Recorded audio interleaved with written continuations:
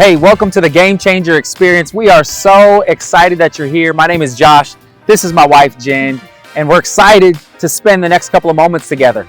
We're standing in the middle of the Better Together campus. This is the center for so much life and community that's built. Yes, if you are tuning in, we just want to say thank you for tuning into Abide's Game Changer on-demand virtual experience.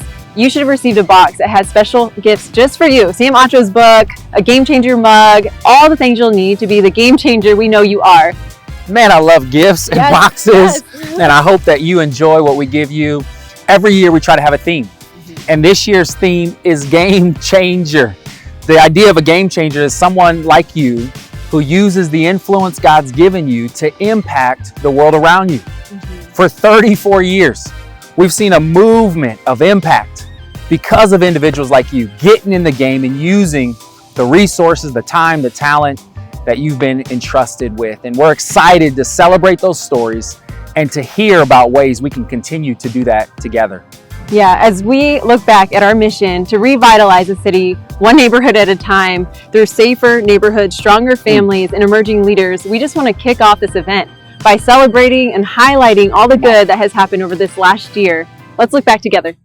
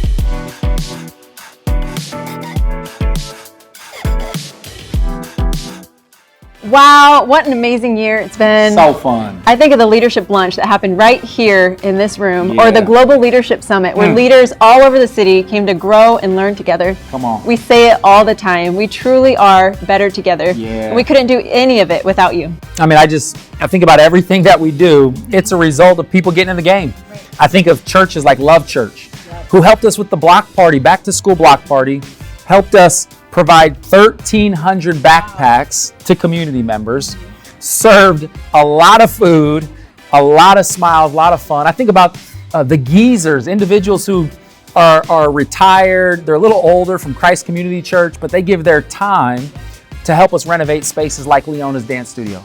I think about individuals and families and churches and businesses who have helped us stuff hundreds of Love Your Neighbor boxes that we've been able to distribute all over our community. I mean, we truly are better together.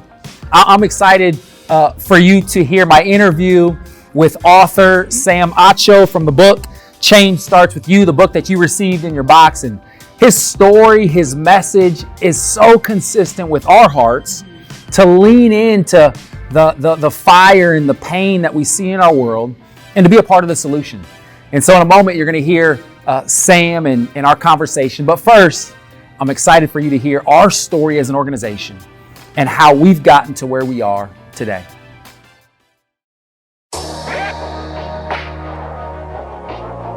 Every major city across America has an inner city. The term inner city was first used in the early 1960s to describe the areas that were redlined due to the federal housing policy shifts a decade earlier. During the 1949 Housing Act, real estate agents divided their cities into desirable and undesirable neighborhoods by drawing red lines on a map to indicate who was allowed to own property in each neighborhood. For almost 40 years, cities were purposefully segregated, directly affecting the habits and mindset of an entire generation. Redlining created a gap in cities across the country to separate those who are given the opportunity to reach their full God-given potential and those who are unable to grow.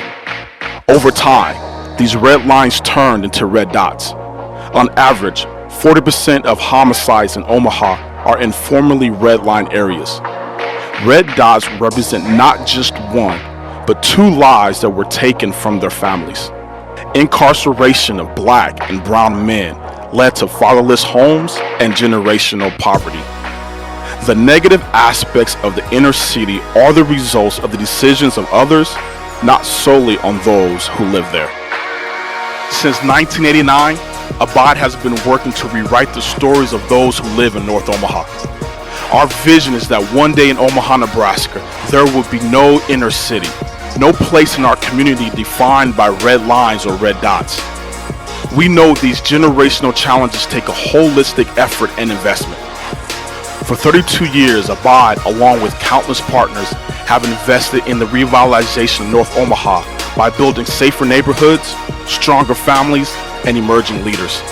We have seen crime decrease by roughly 75% where there is a lighthouse presence.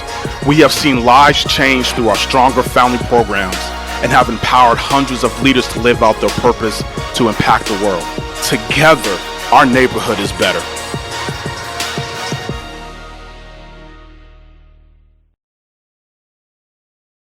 So my book is called Change Starts With You, Following Your Fire to Heal a Broken World. And it's really about what it means to see a problem and not shy away from it, but to work towards finding a solution. That problem may be internally, maybe some things that you haven't addressed within your own life, some pain, fear, doubt. The problem could be externally, things that you've seen that you know you need to address and you haven't. The problem could be in neighborhoods and communities. Something that you see is wrong, you say, I need to do something, I don't know how. This book is more of a let's do it together. Give some examples of some things that I've done, people I've learned from, and also ways that you can be a part of this journey of making a big change in the world. You know, the Bible talks about taste and see that the Lord is good. When you've tasted something, all you want to do is say, hey, this is really good, come taste it. I've seen it. I've seen the fact that you can take someone that may have no experience or no background, no credentials, be part of building something bigger than they could have ever imagined. So I know it can be done because I've seen it done before and I've been a part of it. I want you to be a part of it too. Whether you're in Omaha, Nebraska, there is a gap in cities around the country. And for many of us, we recognize, and 2020 was huge, but realizing, man, redlining played a huge role in that. We say that red lines led to red dots. And those red dots represent lives that have been lost. Those red dots represent poverty, crime. It represents this gap in our city that's represented all over. Talk about, and you share this in your book, and that's why I'm excited for people to listen to it, but talk about some of the stories you heard. And even as a Black man, some of the things you saw and started to recognize when it came to just this gap that was in your city. I think some of those stories really revolved around a young girl named Azaria. And this young girl I actually met when she was probably 13 years old. I was probably going on my fifth or sixth year in the NFL. And mind you, like I had all this stuff. Oh, I played in the NFL and all this stuff, and I wanted to give back and serve and whatever I wanted to, right? So there's things you can go and like read to people, or you can go and like serve, whatever. And so there was a young girl I got a chance to meet with some teammates of mine who said, "Hey, let's just try and spend time in the city we call home. Like, forget about like the logos and the cameras. Let's just go hang." And so we started to hang. We sat in these, we called them at the time like listening circles, where we just shared with like what's going on. And the first story I heard from Azaria, and I believe I have permission to share this because we've had a conversation, but she's this beautiful black girl with like, you know, beautiful black braids and kind of dark skin like me, like, you know, beautiful. And she said she's highly intelligent. And one of the things that she shared, she says, you know, went to school on the west side of Chicago. And she said, man, people at school, it kind of hurts my feelings what they say. I'm like, we're like, what do you mean? She's like, well, they see how good I am at school and they call me white. And I'm like that one hurt. Yeah. Because how come like intelligence has nothing to do with the color of your skin. Yeah.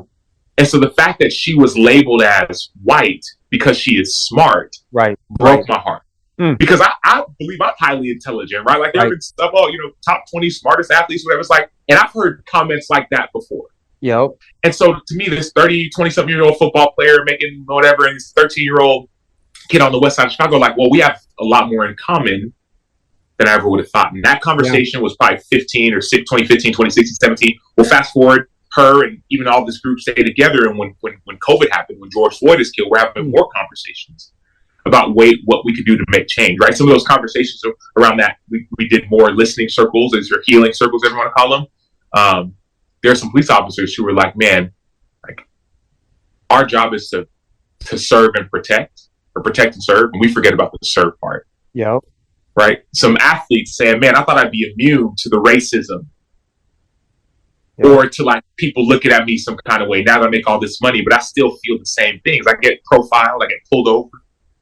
Right? These are like multimillionaires. Got some kids from, you know, like I said, South Side Chicago. They're like, man, how come when I turn on the TV, only people who look like me are the ones getting shot? And so there were these real conversations once we decided to lean in and to get close of like, oh wow, there's stuff happening. I wonder what if there was a way I could be a part of it? Not just me, I meaning us.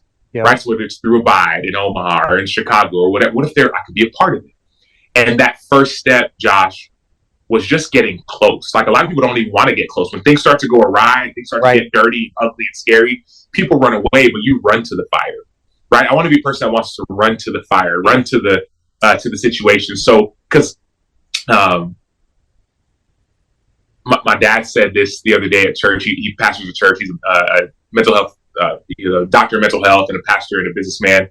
But he was preaching. He said, "Man, God hits a moving target. Like you want to see God show up. Yes, consistently serve, but follow Him, chase Him. Don't sit down. Like if you have money, use it. You have time, use it. You have talent, use it for His kingdom. Not just like, oh, look at my kingdom. No, man, God's." Yep. It's powerful. I love that you brought up your dad because you talk about him a lot in the book. You talk about him at the beginning and his impact on your life, taking you back to the country you're from and helping rebuild a village there, his vision. It's crazy because my dad is similar. And even the seat I'm sitting on today and the work we're doing was started by my parents. And so having, you know, the ability to watch individuals, you know, you talk about this idea of dreaming and putting together a plan and just the idea of chasing the fire and just how that affected your life, how it affected my life, how it's affected hundreds and thousands of people's lives who are now going after the fire to heal the broken world. You know, how would you encourage somebody to find their fire? You talk about this in the book, but there's a fire that we're all called to go after. We all have a role to play. We all have gifts and passions and strength. You know, how would you encourage somebody to go after their fire? I would say to touch doorknobs.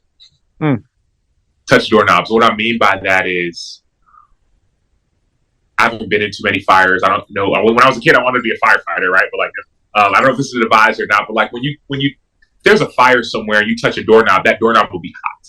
Yep. Like you'll set something. You may not hold on to it too long, but there's something there in our soul, in our spirit. Like there are these things that God implanted in us that He put us on this earth to do.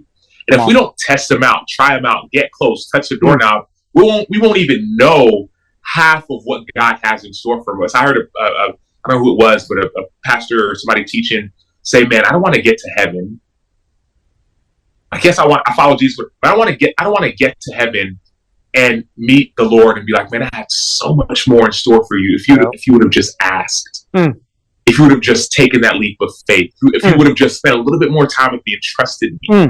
Like all those things, right, that you desire, that you hope for, that you wish, like those things that when you were a little kid that you wanted to do, like maybe God put those in your heart for a reason. Those things that you started to get towards adolescence, like those things that broke your heart. Like I would ask you, what are the things that break your heart? Maybe it's police abuse of power, or children who are being abused, sexual exploitation. Like touch the doorknob, get close, peek in. Right? Maybe it has to do with education and some disparities there. Touch the doorknob, lean in, get close, be curious. Right? Maybe it has to do with in athletics and in sports and seeing it, like touch the doorknob and see what's hot, and then follow that thing. That's a signal. That's a sign. Right, man? Why? Maybe it's on social media and you're seeing something, or you're looking at something, or you feel what people are going through. It's like you don't always have to shy away. Sometimes you can lean in. Sometimes you can get close and be curious. So I would say touch doorknobs to find out what's hot, and then once you find that out, continue to do some research. I think we're called to a higher purpose, Josh, and I think sometimes we think that our jobs are why we're here, and that might be part of it. But I think oftentimes God is using our jobs, our work, our fact that we're a parent or not a parent, right? That our singleness, our being married, like to do His will, to do His work, to write His story. So, like my encouragement would be, yes, get the book. If you haven't got it already, you may already have it. But like, get the book, right? Like, read more about the stories that God is writing in our lives. But more than that, my real encouragement would be like, take a breath, take a beat, and take inventory of where God has taken you, and allow that to be your compass. Allow that to be your compass to where He wants you to go. Touch doorknobs. And don't be afraid if it's hot. Get close, get curious, and then let God hit you as you move. Like the whole point of this book really was this thing of like, hey, everyone was listening, and listening is great, but there's a time we need to go from listening to actioning.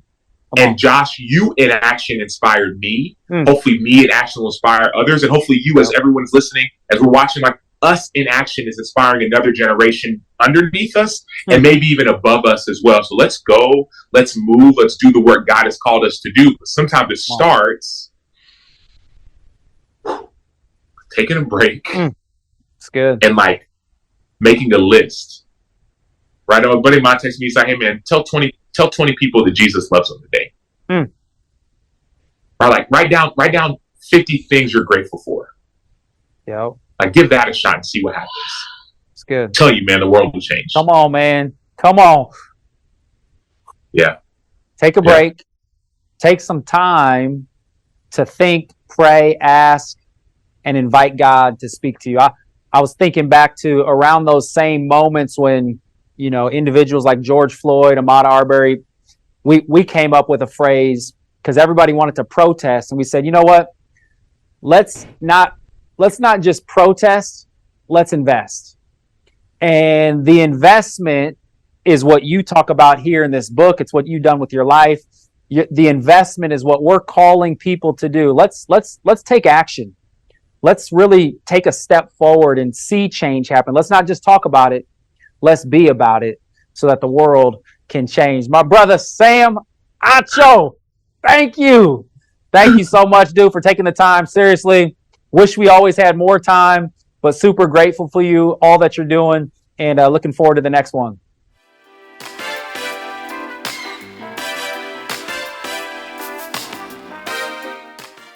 I love being able to sit down with Sam and hear his story and his message that change starts with us. We believe that in all of us, there's a game changer calling, and we get the opportunity through his message to be inspired and compelled to make a difference wherever we are.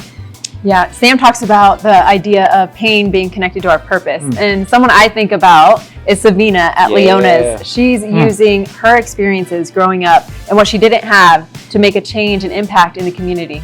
I mean, we are standing in the newly renovated dance studio, from 1 to 2 dance studios, because of the growth and impact that she's having. Yeah, I remember when she only had 5 kids. Now she's serving over 200 in her studio. Come on, she's truly a game changer. Hi, my name's Savina Leona Moore, and I am the owner and founder of Leona's Dance Company. Growing up in North Omaha, I always had to travel outside of my community to have access to the arts, specifically dance. I realized at a young age I wanted to provide the same opportunities to kids right here in North Omaha. Hi, my name is Mira and I dance at Leona's Dance Company. I love coming to dance at Leona's because if I have a bad day at school or I'm sad about something, I can dance my feelings off. Miss Savina is always she's really bubbly and positive, and she's never sad or really mad at anybody, and she really tries to help us. Well, I want to be a dancer when I grow up because I love dancing, and I also want to open a studio and be a choreographer like you. In starting Leona's, I wanted to focus on diversity, affordability, and positivity. This is a safe space where students can learn, create, and express their leadership through dance. We started out with 5 students. Today, we have impacted over 300 students and have a staff of 9. As of August 2023, our second dance studio has opened. This has made room for 2 classes to go on at one time, waiting rooms for parents, accessible parking for our families, and more opportunities to impact even more kids in North Omaha. Hi, my name is London and I dance at Leona's Dance Company. What is your favorite thing about LDC? Probably the studio. It's really nice and it's a lot of space than the other studio. This could not have happened without the countless hours of work that volunteers and the Abide team have put in. We are so grateful for Abide and our partnership and to continue to be on the Better Together campus.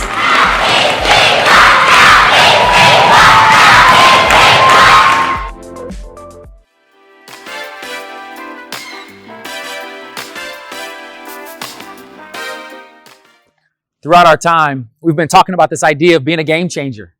And growing up and going through college, I always wanted to be a game changer on the basketball court. I wanted to make the play. I wanted to make the pass. I wanted to do something that would change and shift the momentum of the game.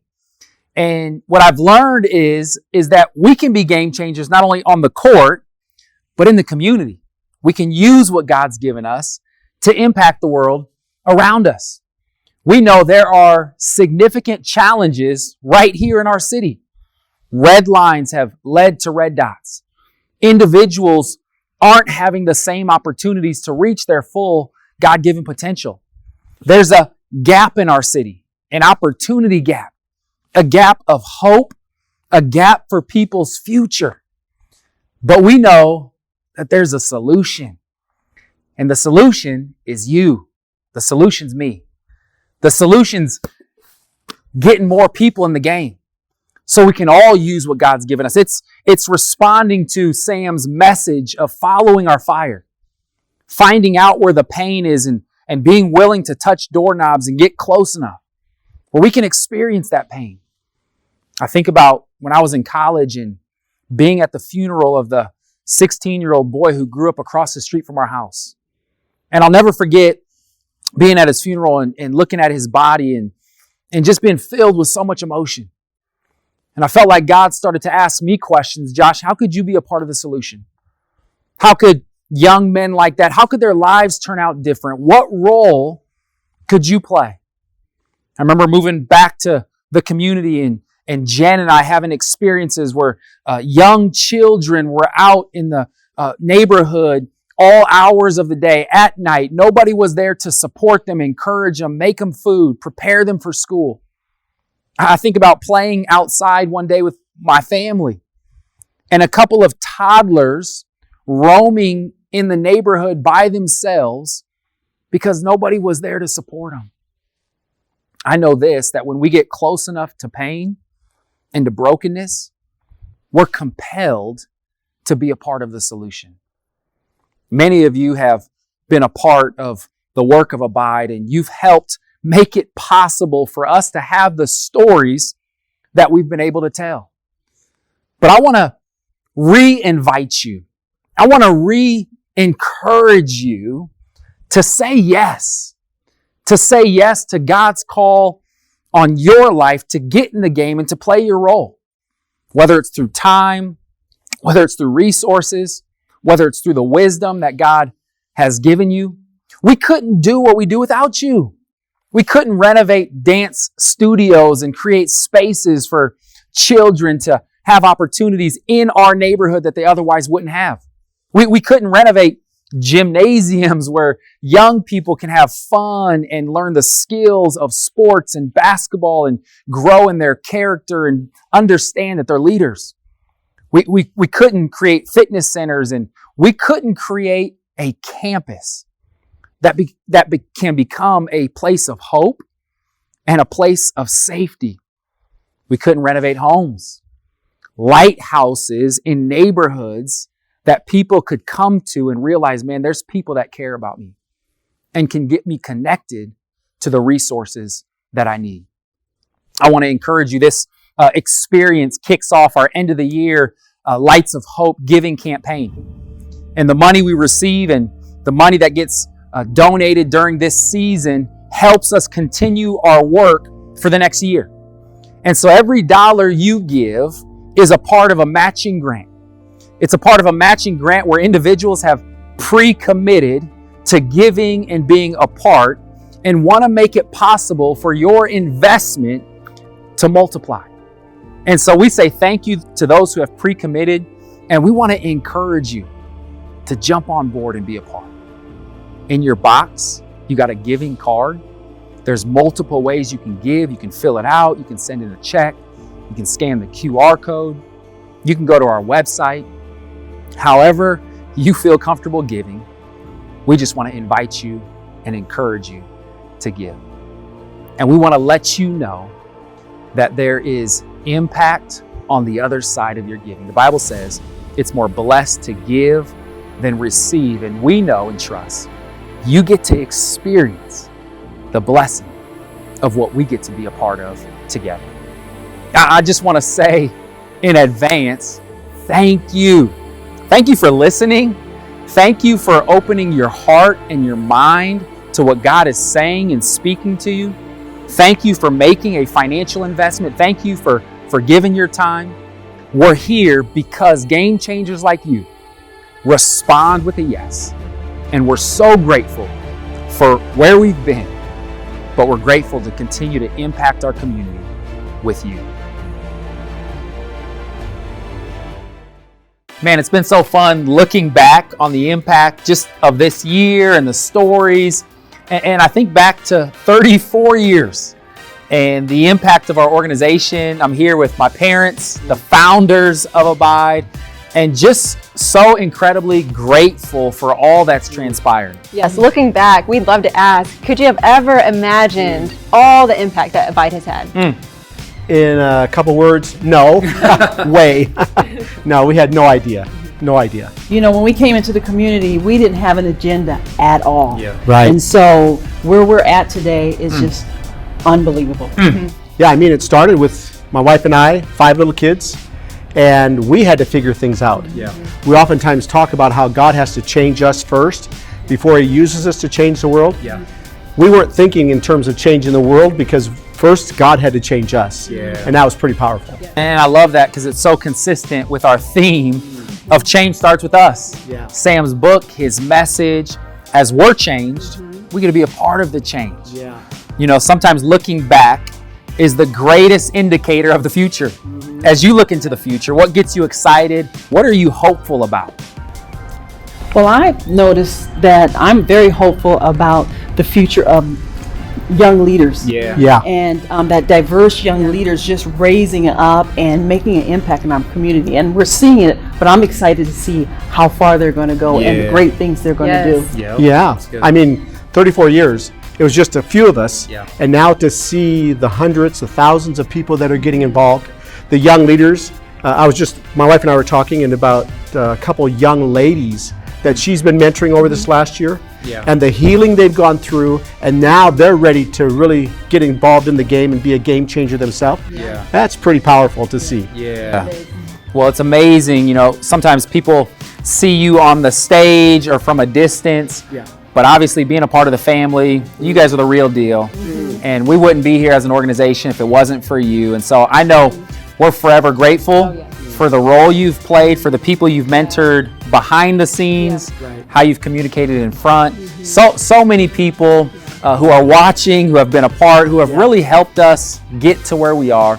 We're so grateful. And I know we just want to say on behalf of Abide, on behalf of our neighbors in North Omaha, thank you. We are grateful for you. Yes.